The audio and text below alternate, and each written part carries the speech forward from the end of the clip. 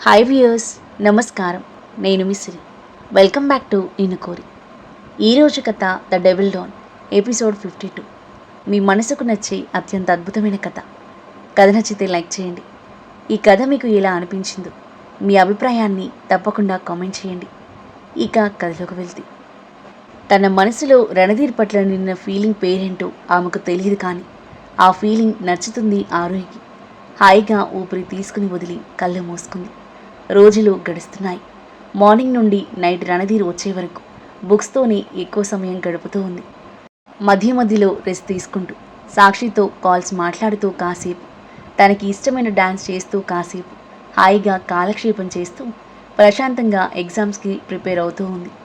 రణధీర్ ఇంటికొచ్చాక ఇద్దరూ కలిసి డిన్నర్ చేయడం, సరస సల్లాపాల్లో మునిగి తేలడం, ఒకరి సాన్నిహిత్యాన్ని మరొకరు ఆస్వాదించడం. రోజులు గడుస్తున్నా కొద్దీ ఇరువురి మనసులు క్రమంగా దగ్గరవుతున్నాయి. కానీ ఎవరూ బయటపడట్లేదు, వేరు వేరు కారణాలతో. 20 రోజులు శరవేగంగా గడిచిపోయి ఆరుహి సాక్షిల ఎగ్జామ్స్ మొదలయ్యాయి.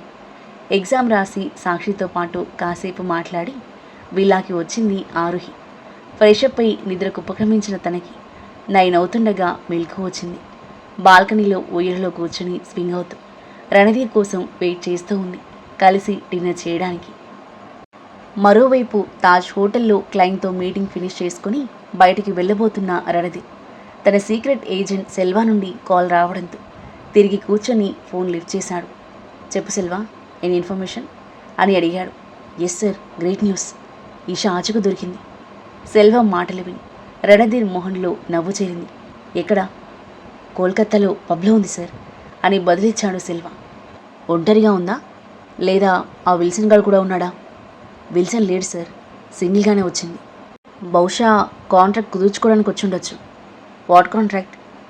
ఏదో డీల్ గురించి ఒక బిజినెస్ మ్యాన్తో మాట్లాడుతుంది సార్. అతని పేరు నిరంజన్ మిశ్రా. అతనితో చాలా క్లోజ్గా ఉంది.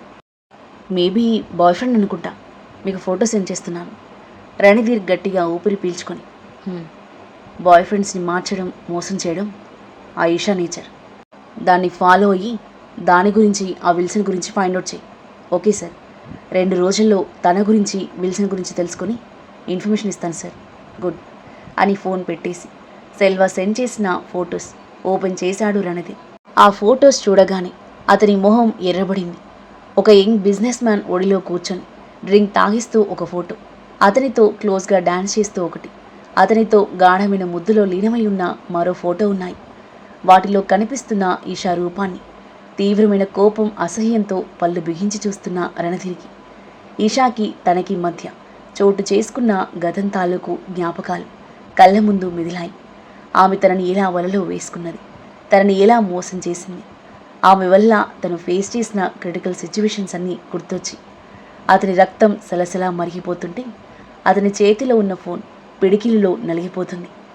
ఈషా, నిన్ను వదలను. ఫోన్ టేబుల్పై పెట్టేసి పక్క నుండి వెళ్తున్న వెయిటర్ను పిలిచాడు. ఎస్ సార్, పరిగెత్తుకుంటూ వచ్చాడు వెయిటర్. వైన్ ఆర్డర్ చేసి బ్రింగ్ ఇట్ ఫాస్ట్ అని అన్నాడు. ఎస్ సార్ అని ఫాస్ట్గా వెళ్ళి డ్రింక్స్తో తిరిగి వచ్చిన వెయిటర్ డ్రింక్స్ సర్వ్ చేయబోతుంటే ఆపి బాటిల్ అందుకొని ఒకేసారి లేపేసి 1 మోర్ అని అన్నాడు. గతం తాలూకు చేదు జ్ఞాపకాలు, గాయాలు గుర్తుకొచ్చి అతని మైండ్ అంతా హీటెక్కిపోగా వైన్తో చల్లార్చుకునే ప్రయత్నంలో ఉన్నాడు. మరోవైపు రణధీర్ కోసం వెయిట్ చేస్తున్న ఆరుహి 11 దాటిన రణధీర్ ఇంటికి రాకపోయేసరికి నిరాశగా నిట్టూరుస్తూ డిన్నర్ చేసేసి రూమ్లోకి వచ్చి బెడ్పై వాలి ఫోన్ చూస్తూ ఉంది. 12:30 అవుతుండగా ఇంటికి రీచ్ అయ్యాడు రణధీర్. డోర్ నాక్ చేయడంతో లేచి వెళ్ళి డోర్ ఓపెన్ చేసింది ఆరుహి. డోర్ ఓపెన్ చేయగానే రణధీర్ నుండి ఆల్కహాల్ స్మెల్ గుప్పుమంది. కోట్ భుజంపై వేసుకుని గుమ్మానికి చెయ్యాడించి తాగిన మత్తులో తూలుతున్న అతని చూసి ఆరుహి మొహం పాలిపోయింది. మౌనంగా వెనక్కి జరిగి నిలబడిన తను రణధీర్ లోపలికి అడుగులు వేస్తూ తూలుతుంటే అతని పట్టుకుంది. ఐఎమ్ ఓకే అని అంటూ ఆమెను విడిపించుకుని అలాగే బెడ్పై అడ్డంగా పడిపోయాడు. తాము కలిసి ఉంటున్నప్పటి నుండి అతను అంత హెవీగా తాగి రావడం ఇదే మొదటిసారి. చిన్నగా నిట్టూర్చి అతని షూస్, సాక్స్ విప్పేసి అతని సరిగ్గా పడుకోబెట్టబోతుంటే ఆమెను మీదకి లాక్కున్నాడు రణధీర్ లీమి వదిలించుకోవడానికి ట్రై చేస్తున్న ఆరుహి మోహన్లో అతనికి ఈషా ప్రతిరూపమే కనిపిస్తుంది. I hate you Isha, I hate you అని గొనుక్కుంటూ ఉంటే ఆరుహి అతని మొహంలోకి బ్లాంక్గా చూసింది. రణధీర్ నోటివెట్ట తన పేరు కాకుండా మరో అమ్మాయి పేరు వినిపిస్తుంటే ఆమె మనసంతా ఏదోలా అయిపోయింది. తనతో ఉంటూ రణధీర్ మరో అమ్మాయిని కలవరించడం ఆమె హృదయం జీర్ణించుకోలేకపోతుంది. కళ్ళల్లో నీళ్లు తిరిగాయి. కోపంగా అతని నెట్టేసి లేచి పక్కకు జరిగింది. ఇషా ఎవరు? నాతో ఉంటూ కూడా వేరే అమ్మాయిలతో తిరుగుతున్నాడా? ఇప్పుడు దాని దగ్గరికి వెళ్ళొస్తున్నాడా? ఆ ఊహను కూడా భరించలేకపోయింది ఆరుహి. దాని దగ్గరికి వెళ్ళుంటాడు.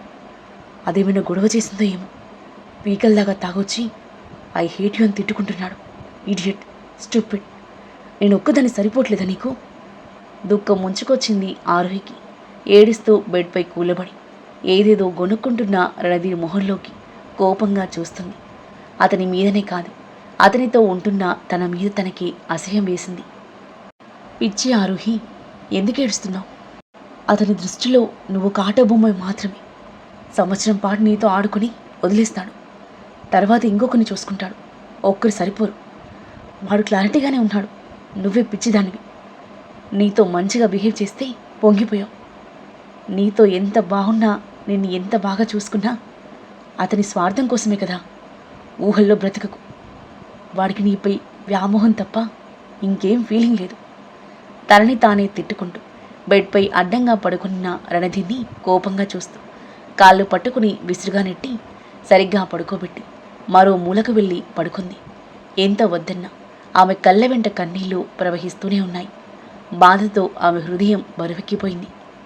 రోజు ఆరుహిని హక్ చేసుకుని పడుకునే రణధీరికి ఆమె లేని వెలితి తెలుస్తుంటే చేత్తో బెడ్పై తడుముతూ ఆమెను తాకాడు. రణధీర్ తనని తాకగానే శివాలన తల తిప్పి చూసిన ఆరుహి తన కోసం వెతుక్కుంటున్న అతన్ని కోపంగా చూస్తూ, నేను దగ్గరికి రాను, ఆ ఇష దగ్గరికే వెళ్ళు అని తిట్టుకుంటూ మూలకు జరుగుతుంది. రణధీర్ వెతుక్కుంటూ తన దగ్గరకు వస్తుంటే ఇక జరిగే ప్లేస్ లేక ఆరుహి బెడ్ దిగబోయేంతలో తన నడుం చుట్టేశాడు రణధీర్. ఆరుహి అతని నుండి విడిపించుకోవడానికి ట్రై చేస్తుంది. కానీ వదలకుండా తన చుట్టూ చేతులతో బంధించేస్తాడు రణధీర్. కాసేపు గింజుకున్న ఆరుహి అతని బలమైన పట్టు నుండి వదిలించుకోవడం తన వల్ల కాక గింజుకోవడం ఆపేసి విసుగ్గా అతని మొహంలోకి చూసింది. నాకు నిద్ర లేకుండా చేసి ఎంత హాయిగా పడుకున్నాడు చూడు. నిన్ను చంపేయాలనిపిస్తుంది. I hate you, I hate you అని అరిచింది. ఇదేమీ వినిపించుకోలేనంత మత్తు నిద్రలో ఉన్నాడు రణధీర్. వేధించే ఆలోచనలతో నైట్ చాలాసేపటి వరకు నిద్ర పట్టలేదు ఆరుహికి. ఏడుస్తూ ఎప్పటికో నిద్రపోయింది. తెల్లవారుతూ ఉండగా రణధీర్కి మెలకు వచ్చింది.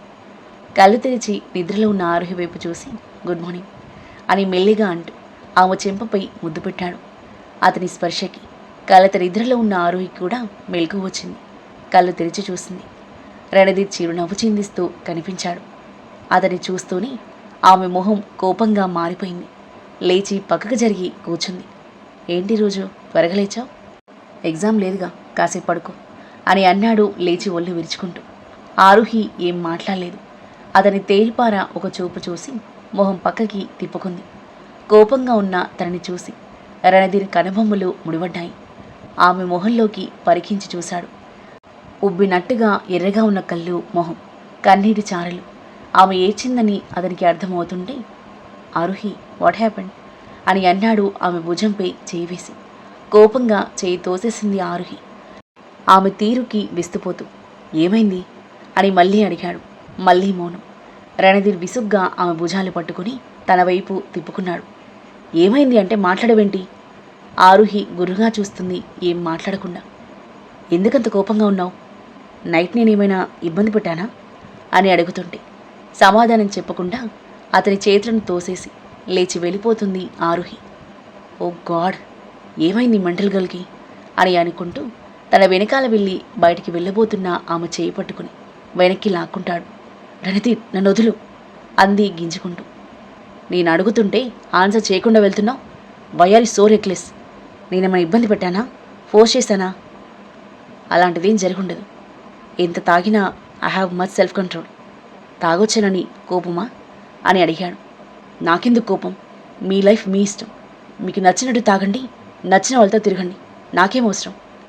కఠినంగా అంది ఆరుహి. రణధీర్ విస్తుపోయి చూశాడు. ఏంటి ఈరోజు డిఫరెంట్గా మాట్లాడుతున్నావు? నిన్నటిదాకా బాగానే ఉన్నావు కదా? నిన్నటిదాకా నాకు బుద్ధి లేదు, ఈరోజే బుద్ధి వచ్చింది, జ్ఞానోదయమైంది. ఆ అమ్మాయి గురించి నిలదీయాలి అనుకున్నా, తనకి ఆ రైట్ లేదని సైలెంట్గా ఉండిపోయింది ఆరుహి. ఓ గాడ్, తల పట్టుకున్నాడు రణధీర్. నీకు నిజంగానే పిచ్చి పట్టింది. ఇది మెన్సెస్ టైమా, మూడ్ స్వింగ్సా అని అంటుంటే ఆరుహికి ఇంకా చిరెత్తుకొచ్చింది. మూడ్ స్వింగ్స్ లేవు, ఏం లేవు అని కోపంగా బెడ్ మీద పిల్లో తీసి అతని మీదకి విసిరేసేసరికి రణధీర్ దాన్ని పట్టుకొని, మరి ఇంకేంటి, ఎగ్జామ్ స్ట్రెస్సా? నీకు కష్టంగా ఉంటే చెప్పు, నీకు కష్టం లేకుండా ఎగ్జామ్స్లో టాప్ వచ్చేలా నేను చేస్తాను అని అన్నాడు. నేను ఏదైనా కష్టపడి సంపాదించుకుంటాను, అడ్డదారిలో కాదు, గుర్రుగా చూస్తూ అంది. రణధీర్ ఉఫ్ అనుకుని ఐఎమ్ లీవింగ్, బాయ్ అని అంటూ అక్కడి నుండి వెళ్ళబోతే మళ్ళీ వెనక్కి తిరిగి ఆరుహి చేయి పట్టుకుని దగ్గరికి లాక్కొని ఆమె రియాక్ట్ అయ్యేలోపు ఆమె పెదవులపై ముద్దు పెట్టాడు. అతని ఛాతిపై 2 చేతులు వేసి ఆరుహి నెడుతూ ఉండగా ఆమె పెదవులను వదిలి కోపంతో ఎర్రబడ్డ ఆమె మొహంలోకి చూస్తూ, పొద్దున్నే బుర్ర హీటెక్కించావుగా, అనుభవించు అని అంటూ మళ్ళీ ఆమె పెదవులు అందుకుని డీప్ కిస్ చేస్తుంటే చిరెత్తుకొచ్చింది ఆరుహికి. కానీ అతన్ని ఏం చేయలేక సైలెంట్గా ఉంది. నిమిషం తర్వాత ఆమెను వదిలి, బాయ్, నైట్ వరకు నీ మూడ్ సెట్ చేసుకో, నా మూడ్ చేంజ్ అయితే నువ్వు తట్టుకోలేవు, డోంట్ టెస్ట్ మై పేషెన్స్ అని కూల్ వార్నింగ్ ఇచ్చి వెళ్ళిపోయాడు. ఆరుహి ఏడుస్తూ గోడకు జానకిలబడింది. ఎంతసేపు అలా ఉందో తనకే తెలియదు. ఎప్పటికో లేచి ఫ్రెష్ అప్ అయ్యి కిందకు వెళ్ళింది. కాస్త తిన్నాననిపించి రూమ్లోకి వచ్చి నెక్స్ట్ ఎగ్జామ్కి ప్రిపేర్ అవ్వడానికి ప్రయత్నించింది. కానీ తన మైండ్ పనిచేయట్లేదు. కోపంగా బుక్స్ విసిరికొట్టి తల పట్టుకుంది. ఆరుహి, ఏమైంది నీకు? వాడి గురించి అన్నీ తెలిసే అన్నింటికి ఒప్పుకొని కాంట్రాక్ట్పై సైన్ చేసావు కదా, మళ్ళీ ఇప్పుడెందుకు ఇలా ఫీల్ అవుతున్నావు అని తన మనసుకి తాను సర్ది చెప్పుకొని డీప్ బ్రీత్ తీసుకొని బుక్స్ పట్టుకుని వాటిపై కాన్సన్ట్రేట్ చేసింది. నైట్ 8:30 అవుతుండగా ఇంటికి చేరుకున్నాడు రణధీర్. ఎగ్జామ్కి ప్రిపేర్ అవుతున్న ఆరుహి అతని రాకను గమనించినా పట్టించుకోకుండా బుక్లో చూస్తూ ఉంది. తన వైపు ఒకసారి చూసి టవల్ తీసుకుని వెళ్ళి ఫ్రెష్ అప్ అయి వచ్చాడు రణధీర్. డ్రెస్ వేసుకొని డిన్నర్ చేద్దాంరా అని అన్నాడు తన వైపు చూస్తూ. నేను ఆల్రెడీ చేశాను, మీరు వెళ్ళి చేయండి, నేను చదువుకుంటున్నాను. బుక్ నుండి తల తిప్పకుండానే బదిలిచ్చింది ఆరుహి. కావాలని తన కోసం వెయిట్ చేయలేదని అర్థమైన రణధీర్ అసహనంగా తల విదిలిస్తూ డిన్నర్ చేయడానికి వెళ్ళాడు. తల తిప్పి అతని వైపు ఒకసారి చూసి మళ్ళీ బుక్లో తల దూర్చింది ఆరుహి. కాసేపటికి రణధీర్ డిన్నర్ చేసి వచ్చి ల్యాప్టాప్ తీసుకుని బెడ్పై కూర్చున్నాడు. గంట గడిచింది, 2 గంటలు గడిచాయి. రణధీర్ పడుకున్నాక వెళ్ళి పడుకోవాలని ఆరుహి చూస్తుంటే రణధీర్ ఆమె రావడం కోసం ఎదురు చూస్తున్నాడు. మరో 10 మినిట్స్ చూసి అప్పటికే నిద్ర కమ్మేయడంతో బుక్స్ పక్కన పెట్టి వచ్చి బెడ్ కార్నర్లో సైడ్కి తిరిగి పడుకుంది ఆరుహి. తన తీరుని వింతగా చూస్తూ రణధీర్ ల్యాప్టాప్ క్లోజ్ చేసి ఆమె పొట్ట చుట్టూ చేయి వేసి తన వైపుకి లాక్కున్నాడు. రణధీర్, డోంట్ టచ్ మీ, నాకు ఎగ్జామ్ ఉంది, నేను పడుకోవాలి అంది ఆరుహి కోపంగా.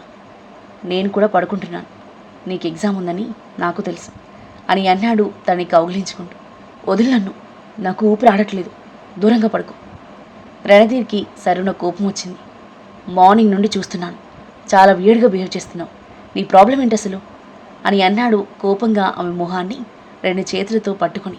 నువ్వే నా ప్రాబ్లం, నాతో ఉంటూ వేరే అమ్మాయిలతో తిరుగుతున్నావు కదా, వేరే అమ్మాయిలను టచ్ చేసిన చేతులతో నన్ను టచ్ చేస్తుంటే నాకు కంపరంగా ఉంది అని అంది ఆరుహి. ఆ తర్వాత ఏం జరగబోతుంది, ఆరుహి మాటలకు రణధీర్ ఎలా రెస్పాండ్ అవుతాడు, వాళ్ళిద్దరి మధ్య కన్వర్జేషన్ ఎలా సాగబోతుంది, రణధీర్ గతం గురించి ఆరుహికి చెప్పేస్తాడా, ఆరుహి మనసులో ఉన్న అపార్థం తొలగిపోతుందా, లేదా వాళ్ళిద్దరి మధ్య దూరం ఏర్పడుతుందా, ఈ కథ ఏ మలుపు తీసుకోబోతుంది? అద్భుతమైన కథనంతో ఒక కందని మలుపులతో ఎంతో ఆసక్తికరంగా సాగి ఈ కథ యొక్క నెక్స్ట్ ఎపిసోడ్ కోసం మన నెక్స్ట్ వీడియో చూడండి. కథ నచ్చితే లైక్ చేయండి. ఈ కథ మీకు ఎలా అనిపించిందో మీ అభిప్రాయాన్ని తప్పకుండా కామెంట్ చేయండి. ఇంకా ఇలాంటి ఇంట్రెస్టింగ్ స్టోరీస్ కోసం మన ఛానల్ని సబ్స్క్రైబ్ చేయండి. Thank you for listening.